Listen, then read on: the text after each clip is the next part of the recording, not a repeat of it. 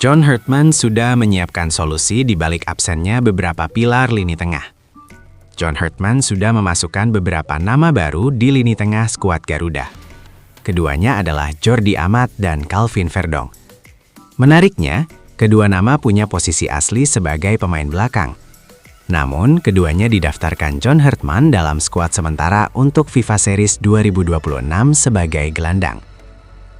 Sebenarnya, masuknya nama Jordi dan Verdong tidak terlalu mengejutkan.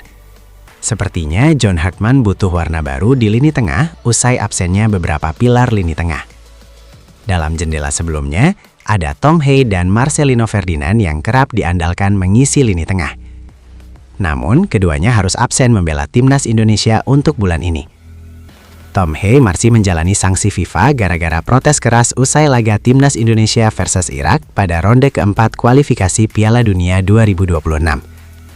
Sementara itu, Marcelino Ferdinand masih harus menyelesaikan proses pemulihan cedera hamstring. Masalahnya, absennya Tom Hay bakal jadi pukulan berat. Pasalnya, pemain Persib Bandung punya jangkauan umpan dan visi yang sangat luar biasa. Kemampuan tersebut masih belum dimiliki oleh para pemain lainnya di timnas Indonesia. Karena itu, mendaftarkan Jordi Amat jadi solusi masuk akal. Pemain Persija Jakarta tersebut sudah menjadi. Selain Jordi Amat, ada Calvin Verdong yang juga dijajal di lini tengah. Penampilannya kalem, tenang, dan cukup lugas dalam mengawal lini pertahanan. Namun, Calvin Verdong sudah pernah dicoba sebagai pemain tengah sejak era Patrick Kluivert di timnas Indonesia. Selain lugas dalam memotong serangan, Calvin Verdong punya karakter yang tidak dimiliki pemain tengah sebelumnya, yaitu daya jelajah yang jauh. Pasalnya, posisi alami sebagai bek sayap membutuhkan stamina lebih untuk mengawal sisi lebar lapangan.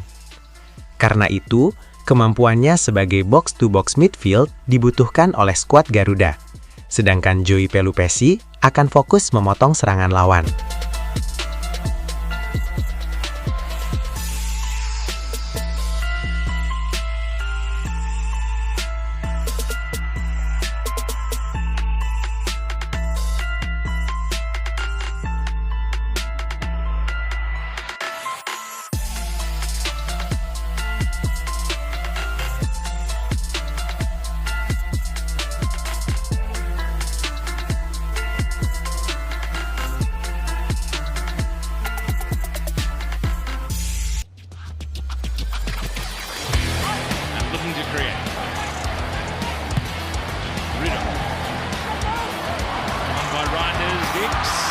Great touch, and Indonesia score! Ole Romani marks his international debut with a goal. And the Indonesia contingent inside the Sydney Football Stadium have something to cheer. Beredar kabar bahwa striker timnas Indonesia, Ole Romani, mengalami cedera di klub kasta kedua Liga Inggris, Oxford United. Benarkah demikian? Narasi yang berkembang ialah Romani menderita patah kaki ketika berlatih dengan Oxford United, yang membuatnya absen dalam 2 partai terakhir Championship 2025-2026. Transfermarkt mendeskripsikan bahwa Romani sedang berkutat dengan masalah fraktur pada kaki. Ketua Badan Tim Nasional, BTN, Sumarji, buka suara mengenai isu Romani ini. Pria yang juga anggota Komite Eksekutif, Exco PSSI itu mengaku belum tahu. Saya belum tahu malah ini.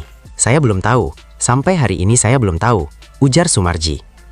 Romani punya riwayat cedera yang cukup parah. Pada tahun lalu, bomber berusia 25 tahun itu menderita patah tulang metatarsal pada kaki kanannya saat bermain untuk Oxford United di Piala Presiden 2025 pada Juli 2025. Namun, pemulihan cedera Romani termasuk cepat. Meski sempat dioperasi, ia dapat sembuh pada Oktober 2025 untuk memperkuat timnas Indonesia di putaran keempat kualifikasi Piala Dunia 2026 zona Asia.